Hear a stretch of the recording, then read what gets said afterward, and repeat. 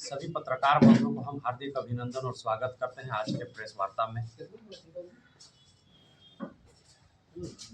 मुख्य मुद्दा आज का प्रेस कॉन्फ्रेंस का ये है कि लगातार गढ़वा नगर परिषद के कार्यपालक पदाधिकारी के द्वारा पूरे नगर परिषद क्षेत्र को भ्रष्टाचार और अनियमितता का पैमाना इतना तेजी से काफ़ी बढ़ा है, जो जनता के बीच में जो मैसेज जा रहा है बिल्कुल गलत जा रहा है। और इन सभी विषयों को लेकर के आजसू पार्टी लगातार मुखर रही है।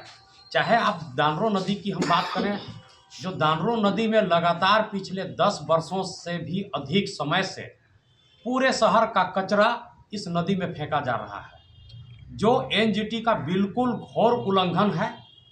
जो आईपीसी की धारा की अगर बात करें तो आईपीसी की धारा 268, 269, 270 और 420 और 120 भी लगेगा, इसलिए कि जो आरटीआई अभी हम लोग निकाले हैं उसमें नगर परिषद के द्वारा जो हम लोगों को सूचना दिया गया है कि पूरे शहर का कचरा हम 15 किलोमीटर दूर फेंकते हैं, शहर के में हम कहीं कचरा डंप नहीं करते हैं। तो इस पर जनता को भी धोखा दे रहे हैं। उनके रिटेन में है कि हम 15 किलोमीटर दूर फेंकते हैं, जबकि वही चीज़ शहर में ही फेंक रहे हैं। दूसरा विषय है, आप देखे होंगे गढ़वा का जो जाना माना तालाब जो है, पूरे शहर का धार्मिक जब का अनुष्ठान होता है, यहाँ पर कोई भी दुर्गा पूजा है, सरस्वती पूजा है, विश्वकर्मा पूजा है, ये सब का मूर्ति का विसर्जन उस तालाब में भी होता है, सभी लोग जानते हैं। उसके लिए 2022 में 1,44,00,000 के लागत से उसका जीर्णोद्धार करना था, जिसमें पानी के जो बीच में है वहाँ स्टैचू लगाना था, उस पानी में बोटिंग की व्यवस्था होनी थी, उस स्टैचू तक पहुँच पथ बनाना था, उसके साथ कैंटीन का भी निर्माण करना था। रोड के किनारे जो चारों तरफ जो तालाब के किनारे किनारे पेड़ पौधा लगना था, आदमी को चलने के लिए टाइल्स नीचे लगाना था। इसके साथ ही उसमें फव्वारा लगना था। एक भी ये काम 1,44,00,000 का योजना पूरा धराशायी हो गया और पैसा बिल्कुल रूप से निकासी भी हो गई। इस पर भी हम लोगों ने डीसी महोदय को भी अभी आवेदन दिया।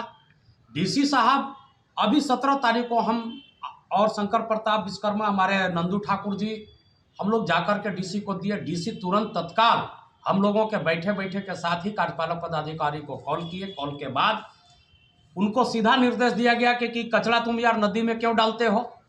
तो बोले कि नहीं सर, टेम्पोररी डालते हैं। लेकिन यहाँ तो हम कि नहीं, गलत बोल रहे हैं सर, अस्थायी रूप से वो डाल रहे हैं, लगातार 10 वर्षों से डाल रहे हैं। वो इतना ही नहीं, उसमें आग भी लगा दे रहे हैं।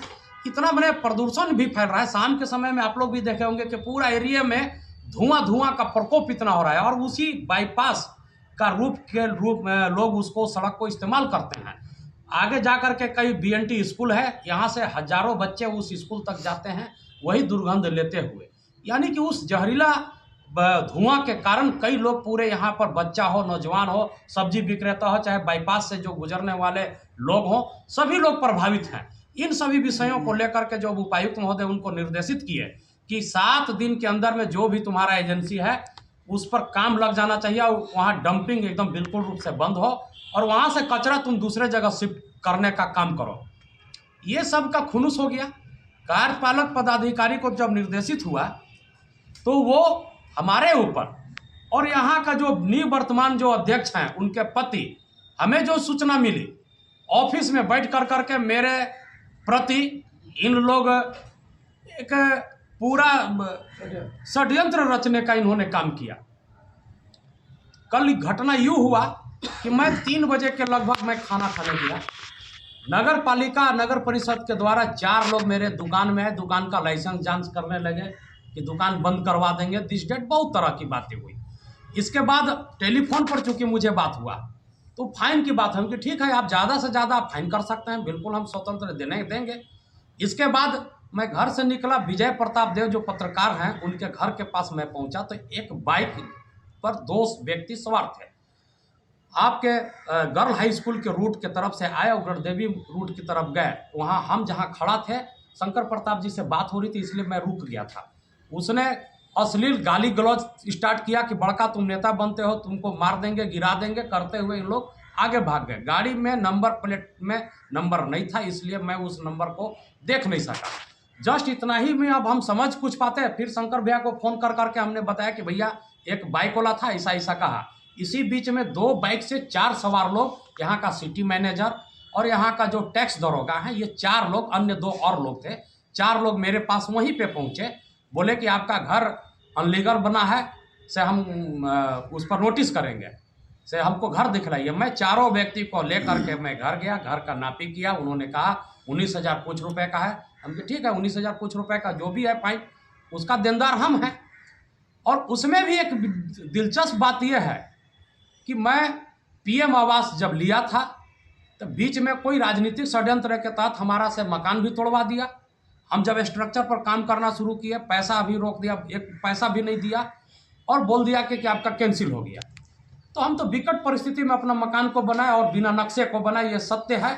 लेकिन पीएम आवास के लिए उनके पास सारा डॉक्यूमेंट कार्यालय में मेरा जमा है, पास है। इसके बावजूद भी इस तरह से कहना, और जब मिले तो एक बात, क्या बात का है वो सिटी मैनेजर, कि आप हमारे साहब को काहे परेशान किए हुए हैं, साहब आपके ऊपर बहुत खफा है, गुस्सा है। हम कि गुस्सा है तो क्या करें, वो हमारे गोतिया थोड़े हैं, जमीन जायदाद का उनका साथ हमारा हिस्सेदारी के लिए थोड़ी मारपीट है या घटना। तानाशाही गढ़वा नगर, बिल्कुल तानाशाही है, और बिल्कुल तानाशाही। एक वाक्य मैं और बताना चाहूँगा कि हमको लग रहा है कि 15 और 20 नवंबर के बीच ये राजघराना के पास में मैं, दीपक शर्मा, हमारे शंकर प्रताप विश्वकर्मा, भाजपा के नेता है सूरज गुप्ता, भाजपा के नेता है पवन केसरी, भाजपा के ही एक नेता है आपके सुरेंद्र राम और मनोज गुप्ता, इतने लोग एक साथ मौजूद थे। राजघराना से ये निवर्तमान अध्यक्ष का पति संतोष केसरी आए और अनलगर बिना किसी से बात करते हुए पूरा गाली गलौज, गंदा गंदा अश्लील बातें करने लगे। यह भी कहा कि हमको चुनाव नहीं लड़ना रहता तो साले को गोली मार देते, इतना बोला, वहां से निकल गए। हम लोग समझ नहीं पाए आखिर बात क्या है, किससे कहा ये, तो इसको तो हम लोग कभी ईगो में लिए नहीं और किसी को जानकारी नहीं दी। जब कड़ी जब जुड़ रहा है तब समझ में आ रहा है कि एक षड्यंत्र के तहत इस तरह का काम किया जा रहा है। चूंकि ये दोनों व्यक्ति, यहाँ का कार्यपालक पदाधिकारी, यहाँ पर चोरी और भ्रष्टाचार नहीं, बिल्कुल दिन दहाड़े यह व्यक्ति डकैती करने में लगा हुआ है। एक जगह नहीं, 100 जगह का अभी लिस्ट हमारे पास उपलब्ध है। अभी अन्य श्रेणी, अभी बहुत चीज अभी हम लोग उजागर करने वाले हैं। लेकिन मैं उन सब को मैं बतलाना चाहता हूँ, चाहे वो नगर परिषद निवर्तमान का अध्यक्ष का पति हो, चाहे कार्यपालक पदाधिकारी हो, चाहे अन्य कोई भी व्यक्ति हो, मैं एकदम दावे के साथ कहना चाहता हूँ कि आजसू पार्टी हमेशा संघर्ष के पथ पर बढ़ कर झारखंड को प्राप्त किया है। और आजसू पार्टी किसी भी स्थिति में न तो दीपक शर्मा न हमारे कोई कार्यकर्ता कोई न डरेंगे और न डिकेंगे। निश्चित रूप से हम चट्टान की तरह खड़ा रहेंगे, उस सामना करने के लिए तैयार हैं, चाहे आप जिस परिस्थिति से आइए। ये सारा चीज़ मैं उपायुक्त महोदय को भी मैं आज ही के दिन उनको मैं भी सूचना कर चुका हूं, और आगे का भी प्रक्रिया होगा। अपने केंद्रीय अध्यक्ष को भी मैं वार्ता करूंगा, क्योंकि अभी कल और परसों 2 दिन का अभी रजरप्पा में हम लोगों का कार्यक्रम है। आगे भी हम लोग मुखर रहेंगे। और देखिए, जनता का जो मूलभूत समस्या है, एक जनप्रतिनिधि, ये जनप्रतिनिधि, क्योंकि हमको संतोष केसरी हो, चाहे यहाँ का अध्यक्ष, चाहे हो उपाध्यक्ष हो, किसी से दुश्मनी व्यक्तिगत नहीं है। यहाँ के जनता ने जिन लोगों को चुन करके भेजा कि जाइए, गढ़वा के जनता का जो भी पैसा आ रहा है उस पैसा का चोरी नहीं हो, जो भी योजना का काम हो रहा है उसमें भ्रष्टाचार नहीं हो, जो भी यहाँ संसाधन आम लोगों के लिए सुविधा, जन सुविधा उपलब्ध कराया जा रहा है उसमें लूट नहीं हो, इनकी जवाबदेही बनती थी। लेकिन ये उसी भ्रष्टाचार में ऐसे लोग, सब लोग संलिप्त हैं और चाहते हैं कि अगर जो गलत कर रहे हैं इसके विरोध में कोई लोग विरोध नहीं करे, कोई लोग आवाज नहीं उठाए, तो ऐसा कतई नहीं हो सकता है। और ये दावे के साथ कहते हैं, फिर कहते हैं कि हमें किसी भी व्यक्ति से ना दुश्मनी है और ना हमें उनसे कोई लेना देना भी है। हम राजनीतिक दल से हैं और पॉलिटिकल पार्टी का एक मुख्य ही मकसद होता है कि मूलभूत जो जन मुद्दों के बात आती है, जो जन समस्या की बात आती है, जो भ्रष्टाचार की बात आती है, उस विषय को आम जनता के लिए, उसको हित में, जनता के हित में हम उठाएंगे, चाहे उसके लिए जो भी हो। हम प्रशासनिक परिस्थिति से लिखित रूप से यहाँ का डीसी को दिए हैं, एसडीओ साहब को दिए हैं, विभाग के सेक्रेटरी को दिए हैं, झारखंड के भी सेक्रेटरी को दिए हैं। हमने तो उनको लाठी लेकर के मारने थोड़ी गया है। अरे हम मारपीट नहीं न कर सकते हैं, हम लोग गुंडा अपराधी नहीं ना हैं। हम एक संविधान के दायरे में रह कर करके जो भी विषय आ रहा है उस विषय को हम आवाज़ उठा रहे हैं कि ताकि जो मूलभूत जो मुद्दा है उसको में सुधार हो और आम जनता तक ये सारी सुविधाएं पहुंचे। इसके लिए हमारे भैया हैं, कुछ अपनी बात को भी कहेंगे।